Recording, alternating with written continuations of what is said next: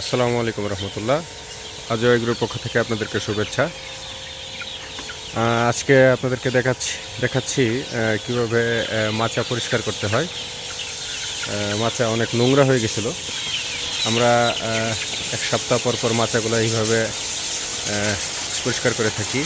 আমাদের spray machine আছে, spray মেশিনের সাহায্যে ওই পানির প্রেসারের সাহায্যে এইভাবে পরিষ্কার করে থাকি। এতে করে একটা সুবিধা আছে। সুবিধাটা হচ্ছে গ্যাস খুব কম থাকে। আমাদের নিচে যেহেতু পুকুর আছে, সেই ক্ষেত্রে অনেক গ্যাসটা কম উঠে এখানে। তারপর চুনো মেরা দিও কিন্তু, হ্যাঁ। আমাদের অর্ধেক এইভাবে অলরেডি পরিষ্কার হয়ে গেছে। খুব সুন্দর পরিষ্কার হয়েছে। এই হচ্ছে অবস্থা। আমরা খাবারের পাত্রগুলো উপরে তুলে দিছি, পানিগুলো সরাই ফেলছি, পানির পাত্রগুলো এই ড্রামের মধ্যে পানি রাখি। ড্রামের মধ্যে পানি রেখে তারপরে এই যে স্প্রের মাধ্যমে হাই প্রেশার মেশিনের মাধ্যমে এইভাবে আমরা ধুয়ে দিচ্ছি।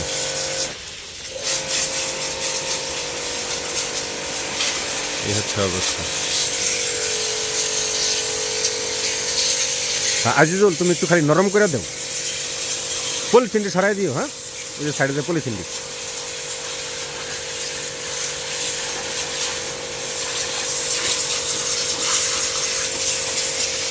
এই হচ্ছে আমাদের পরিষ্কার করার সিস্টেম।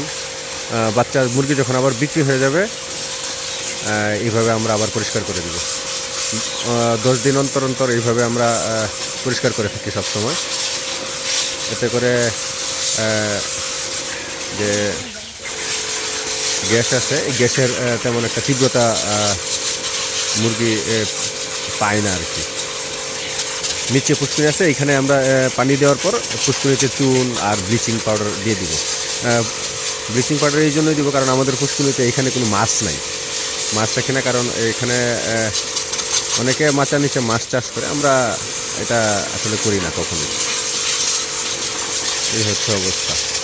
ধন্যবাদ সবাইকে। আসসালামু আলাইকুম।